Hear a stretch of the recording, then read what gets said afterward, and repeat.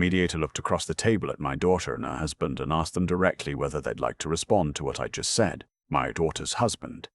I'll call him what he is, a man who married into money he never earned, shifted in his chair and looked at his lawyer instead of at me. My daughter, Sylvia, stared at the table. She'd been doing that for most of the morning. Couldn't meet my eyes. The mediator, a patient woman named Dr. Hargrove, tried again. Mrs. Sylvia, your father has described the events of March 14th in some detail. Do you have anything to add? Sylvia finally looked up. Dad, this isn't personal. I've been waiting for that, 63 years on this earth, and I still wasn't ready for how much those 4 words could sting coming from your own child. You missed my surgery, sweetheart, I said. You were 40 minutes away. I'd say that's about as personal as it gets. Her husband, his name is Keith, and I'll use it because he deserves to be named for what he did, put his hand over hers. A show for the room. He'd been performing all morning. Gideon, he said, using my first name the way he always did when he wanted something. Your surgeon said the procedure was routine. We had the Whitmore closing that weekend. That deal was worth— I know what it was worth, I said. You've told me. Several times. They were real estate developers. Keith and Sylvia, the power couple of suburban Nashville. Beautiful office in Brentwood. Nice cars. A house that photographed well for their Instagram page. A lifestyle built, in large part, on a foundation I'd helped pour. But I'm getting ahead of myself. The reason I was sitting in that mediation room, across from my daughter and the man she'd married 11 years ago, had nothing to do with the surgery.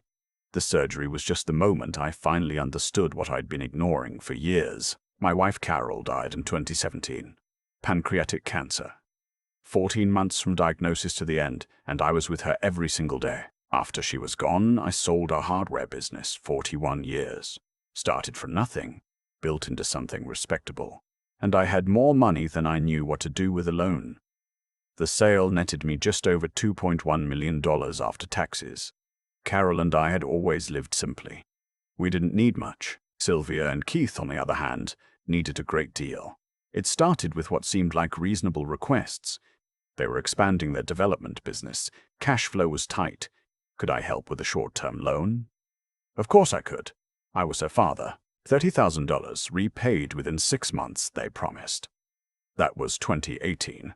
The $30,000 became $60. The $60 became $140. By 2021, I was giving them $4,500 every month on top of the lump sums. Money, they said, was bridging their business expenses while their projects were in the pipeline. I had also co-signed a business line of credit for $310,000 and paid cash for the down payment on their house, $187,000, which I was told was an investment in the family's future. In total, I'd given or guaranteed just under $900,000 of Carol's and my retirement over 4 years. I want to be honest about something, because I think it matters. I knew, somewhere in the back of my mind, that the arrangement wasn't healthy. Carol would have told me that immediately. She was the one with the backbone in our marriage. I was the one who couldn't stand to see Sylvia disappointed. I'd been that way since she was small, and Keith knew it within 6 months of meeting me. So I kept writing checks, and Sylvia kept depositing them. And everything was fine until it wasn't. In March of last year, I went in for a hip replacement. My left hip had been deteriorating for 2 years, and my orthopedic surgeon finally said we couldn't wait any longer. It was a Friday procedure at Vanderbilt, scheduled for 7 a.m. My neighbor, an older woman named Beverly, who had become something of a confidant after Carol passed, offered to drive me and sit with me. I told Sylvia the week before. She called me Thursday evening. Keith had a property closing in Franklin, 40 minutes from the hospital, on Saturday morning. If she came Friday, she'd need to stay over, and that was complicated with the kids' activities on Saturday. Could I maybe let her know how it went and she'd come see me Sunday? I said sure. Of course. Don't worry about it. I told myself it was fine. I told myself that while Beverly drove me at 5:30 in the morning, while I signed consent forms alone, while I came out of anesthesia and looked at the ceiling and understood in that foggy, half-awake way that sometimes hits you harder than full consciousness, that I had no one.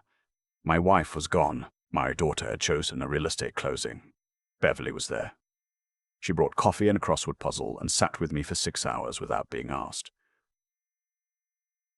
When I got home Sunday, Sylvia came by for 45 minutes, brought flowers, said I looked great, left before dinner. I lay in bed that night and did some math. Not the financial math. I'd been doing that for years and choosing not to look at it clearly.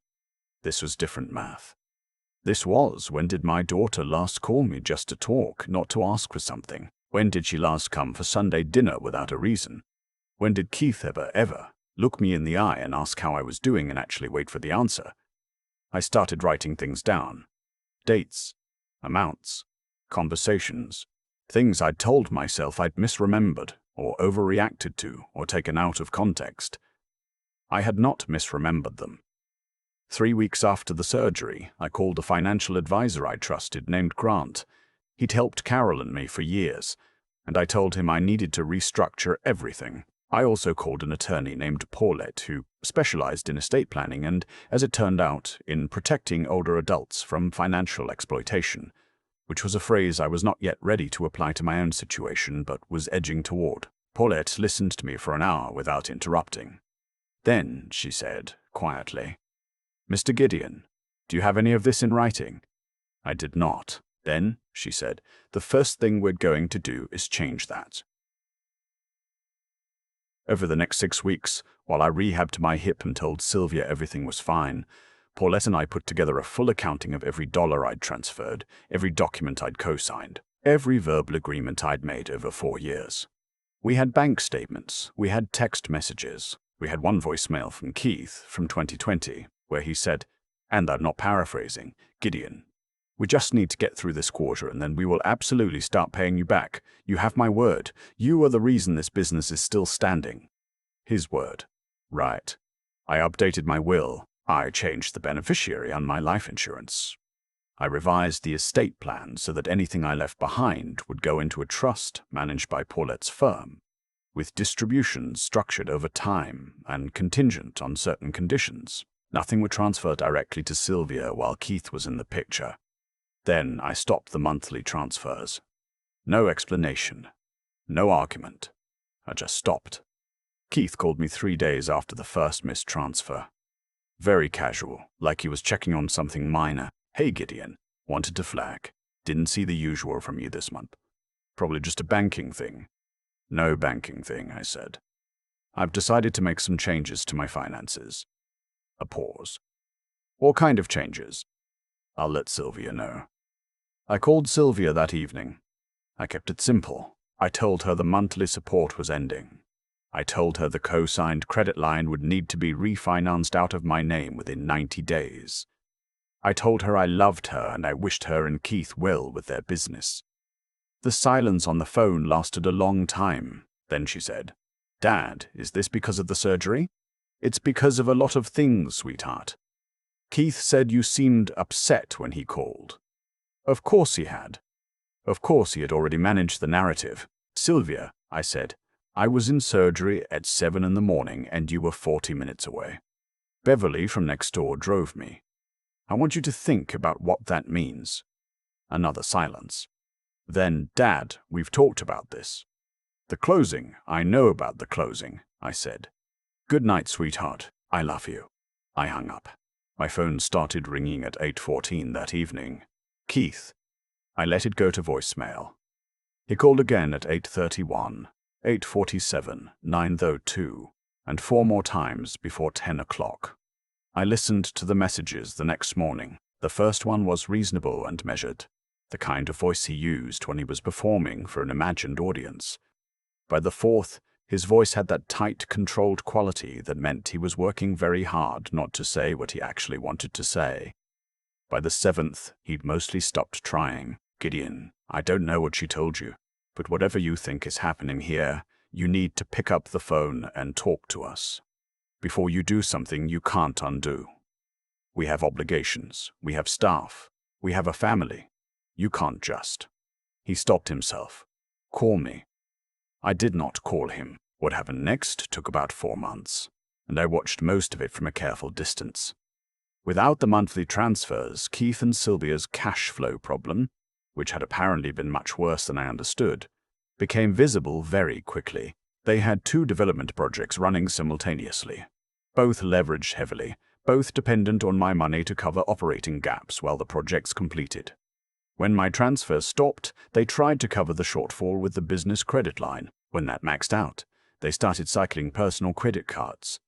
When that became untenable, they approached 2 private investors I later found out they'd been stringing along for months with optimistic projections. I learned most of this from their bookkeeper, a quiet and decent man named Terence who had worked for them for 3 years and who reached out to me, carefully and off the record, to let me know that the business was in serious trouble and that my name had been used in ways that made him uncomfortable.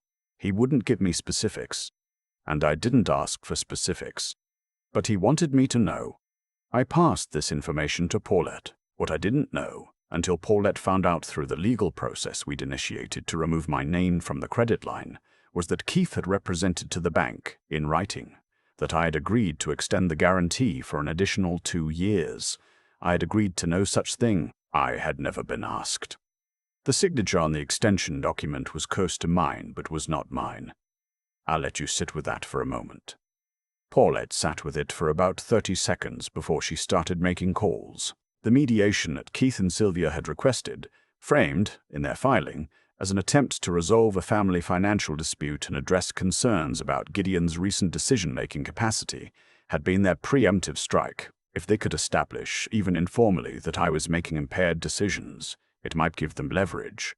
It might soften whatever was coming. What was coming was a fraud referral to the Tennessee Department of Financial Institutions, and a separate civil action to have my name removed from all associated documents with damages. I sat across from them in that mediation room, and I looked at my daughter, my only child, the little girl I'd taught to ride a bike in the church parking lot on Sunday mornings, the one who used to fall asleep on my shoulder during long car trips.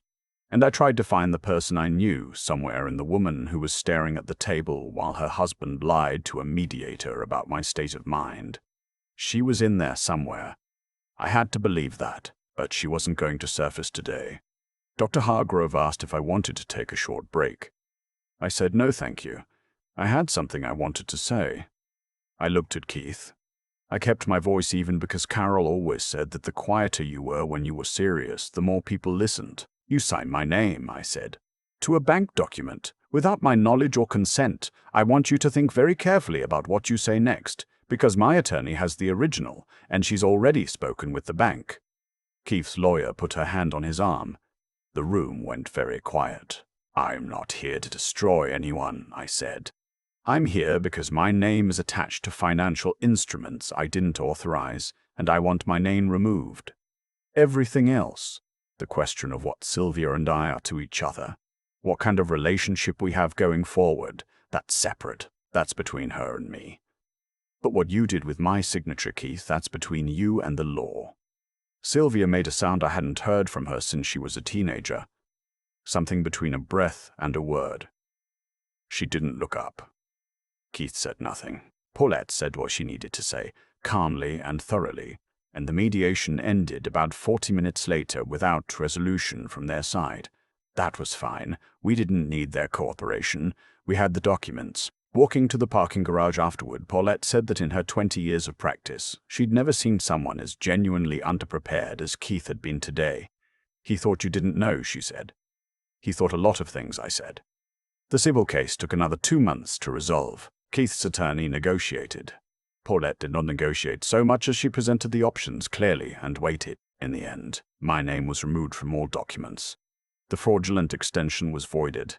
The bank referred the signature issue to their internal compliance team, and Keith and Sylvia agreed to a structured repayment of $340,000 over 5 years, secured against their equity in the Brentwood house. It was not everything I'd given them, but it was accountability.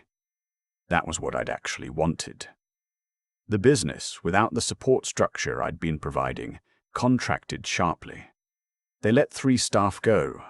They sold one of the development properties at a loss to cover immediate obligations. Keith, I heard through Terence, was not handling the stress particularly well. He'd always been a man who needed to feel successful.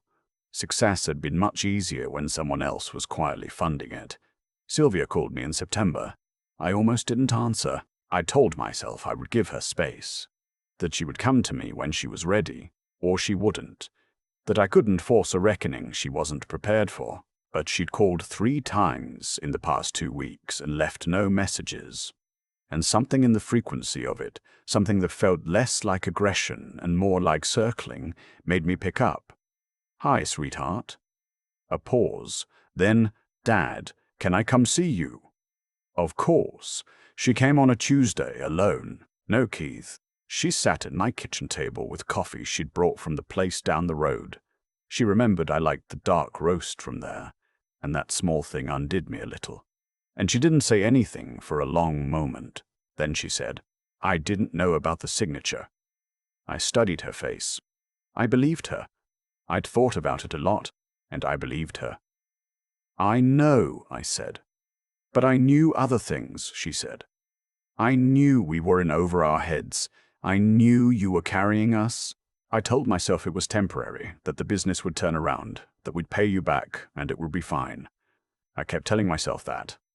"I kept telling myself that too," I said. She looked at me then, looked at me the way she used to when she was small and had done something wrong and was trying to figure out if I was going to be angry or just sad. I was always sad. She knew that. "The surgery," she said. "I've thought about that a lot." "Me too." Beverly called me after. She didn't mean to make me feel guilty. I think she genuinely thought she was just giving me an update. But she told me you were very calm and very quiet going in, and that you thanked the nurses, and that you squeezed her hand before they took you back. Her voice was careful and controlled in the way that meant she was working hard not to cry. I knew that's what you would do. You'd never ask anyone to make a fuss. And I used that. I used the fact that I knew you'd be fine about it. I didn't say anything. "That's not who I want to be," she said. "It's not who I was before Keith, or before the business, or before I started measuring everything in terms of whether it was convenient." She put her hands around the coffee cup. "I don't know how to fix what happened. I don't know if you want me to try, but I needed you to know that I understand what I did. I thought about what I wanted to say for a long time. Sylvia had always been able to wake me out. She'd gotten that from Carol. I'm not changing the estate arrangements," I said finally. "The trust stays as it is. Whatever Paulette has in place stays in place. I'm not asking you to change anything. I know. I'm telling you so there's no misunderstanding." She nodded. "But you're my daughter," I said. "You're the only thing left that Carol and I made together. I'm not interested in writing that off." I paused. "What I'm interested in is knowing who you actually are, separate from Keith, separate from the business, separate from what's convenient. I haven't known that for a while." She was quiet for a moment. Then she said, "I haven't known that either." We sat at the kitchen table until the coffee was cold. She told me about her kids, my grandchildren, Abby and Miles, who I'd been seeing less of as things deteriorated. And I told her about the woodworking project I'd taken up during the hip recovery, a rocking chair I was building in the garage, for no particular reason other than that Carol had always wanted one, and I'd never gotten around to it. She asked if she could see it. We went to the garage and I showed her the frame, still rough, the joints not yet fitted. She ran her hand along one of the arms and said it was going to be beautiful. I told her Carol would have been particular about the finish. She had opinions about everything. And Sylvia laughed, a real laugh, and said that was true. Mom absolutely would have had opinions about the finish. It was the first time either of us had laughed about Carol in a long time. Before she left, she stood by her car for a moment and said, "I know you said you might not forgive me." I said I didn't know. That's different. She looked at me. "Is there anything I can do?" I thought about that for a moment. "Be honest with me," I said.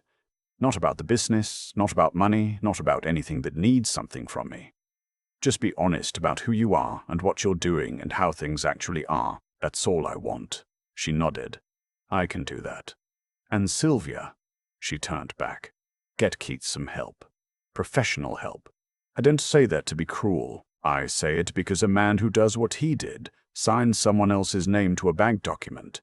That man is in trouble in ways that have nothing to do with money. He needs help.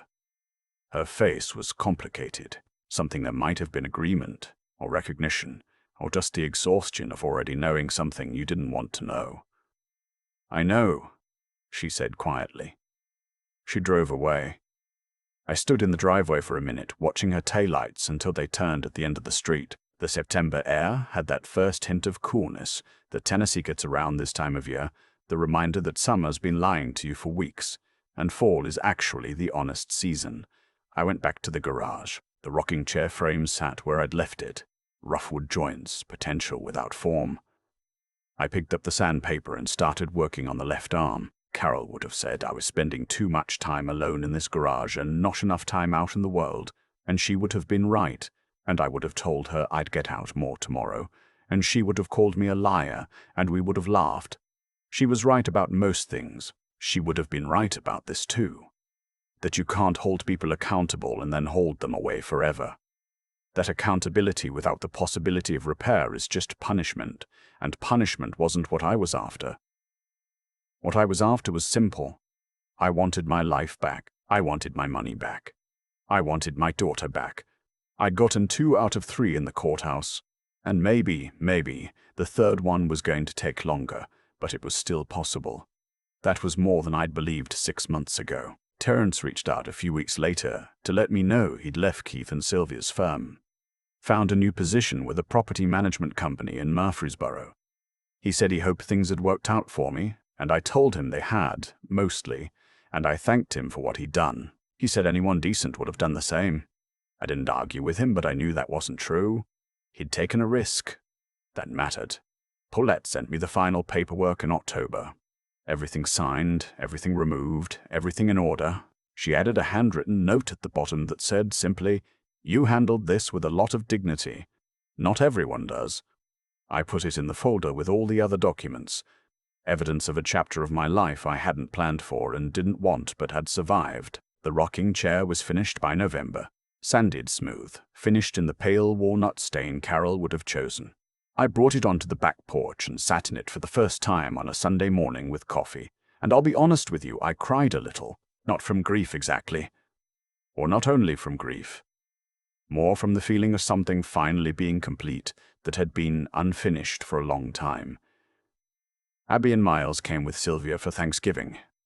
Keith was not there. That was a conversation between Sylvia and me that had happened quietly in October, and I'll leave the details of it private.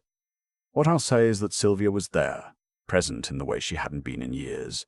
She helped cook. She asked me questions about the business, the old one, Carol's and mine. She'd never been curious about it before, and I found I had a lot to say. Miles, who was 9 and obsessed with tools, spent most of the afternoon in the garage with me while I showed him how things worked. Abby, who is 12 and has Carol's eyes and Carol's way of watching everything carefully before she speaks, sat next to me at dinner and told me about a book she'd been reading. And I listened to her the way I used to listen to Sylvia when Sylvia was that age and the world was different. After dinner, Abby found me on the back porch in the rocking chair. "Grandpa, is that new? Made it myself." She ran her hand along the arm, the way Sylvia had done in the garage months ago. "Must be something in the family." "It's really nice," she said. "Thank you." She sat on the porch steps and looked out at the backyard, at the oak tree Carol and I had planted when we first bought the house, 32 years ago, now enormous and unrecognizable from the sapling it had been. "Mom says you went through something hard this year," Abby said. "I did. Are you okay?" I looked at that oak tree. At the porch boards Carol had always said needed refinishing. At the yard I knew every corner of. "Yeah," I said. "I'm okay." Abby nodded, satisfied with that, the way children are when they ask a direct question and get a direct answer. She went back inside when the cold came up, and I stayed on the porch a while longer. The rocking chair worked perfectly. Smooth, even the way a well-built thing should work when you've taken the time to do it right. I thought about what I'd said to Sylvia, that last evening she'd visited, that accountability without the possibility of repair is just punishment. I believed that. But I also believed that repair required truth, and truth required time, and time was the one thing none of us got to negotiate. Carol had known that. She'd always moved faster toward forgiveness than I did, and I'd always been grateful for it because it kept me from getting stuck in things that would have eaten me alive. I was trying to do that now. Move towards something instead of staying put in what had already happened, where the Gemstar, Keith, would ever become someone worth forgiving that I couldn't answer yet. But Sylvia was trying. Her kids were here. That oak tree was still standing. I'd take that. If this story meant something to you, leave a comment below and let me know. And if you know someone who's been through something like this, someone who gave too much and got taken advantage of by people who should have known better, share this with them. Sometimes it helps just to know you're not alone. Subscribe if you want to hear more. There's always another story. I've thought a lot about why it took me so long. Not the legal part. Paulette moved fast once I gave her the green light, but the internal part. The part where you finally stop pretending that what's happening isn't happening. I think the honest answer is that I confused generosity with love for a very long time. I thought that if I kept giving, kept showing up with my checkbook even when nobody was showing up for me, it meant something was still intact between Sylvia and me. That the money was proof of connection. But money isn't connection. It can actually be the thing that replaces connection when connection gets too hard to maintain. Carol understood that. She would have seen Keith for what he was within the first year. She would have pulled me aside and said, "Gideon, you're not helping your daughter. You're helping him build a business on your retirement. And the day you stop, you'll find out exactly how much of this was ever really about family." She would have been right. She was almost always right about people, and I miss that more than I can say. What I've come to understand, sitting on that porch, rocking in the chair I built, watching that oak tree that Carol and I planted before Sylvia was even born, is that accountability isn't cruelty. I spent months worrying that cutting off the transfers, calling Paulette, pursuing the legal action, was somehow me being a hard man, a cold father. But accountability is actually the most honest form of respect you can offer another person. It says, "I believe you are capable of understanding consequences. I believe you are capable of doing better. I'm not going to protect you from the results of your own choices, because protecting you from them is what got us here." Keith forging my signature wasn't an accident. It wasn't a moment of panic. It was the logical endpoint of years of small decisions. Decisions to take a little more, ask for a little more. Assume that Gideon will cover it. That's what happens when someone is never asked to be accountable. The line keeps moving. You keep moving it for them because it's easier than the fight. I don't hate Keith. I don't have the energy for it. And Carol always said that hate was just grief wearing a mask. What I feel toward him is something closer to pity and a genuine hope. Not a warm hope, but a real one. That he finds his way to being an honest man before it costs him everything he has left. Sylvia is trying. I see it in the small things, the way she shows up now without an agenda, the way she asks questions about the business Carol and I built instead of just treating it as a source of funds. She has a long way to go. So do I. Forgiveness isn't a moment. It's a direction you keep choosing even when you don't feel like it. What this year taught me is that self-respect is not selfishness. Standing up for yourself, documenting the transfers, calling the lawyer, refusing to pick up the phone when someone who forged your name calls you 7 times in one evening. That's not hardness. That's just finally deciding that you deserve the same care you've been giving away to everyone else. I'm 63 years old. The rocking chair works. The Mustang. Sorry, wrong story. The oak tree is still standing. And I'm still here. That's enough to build on.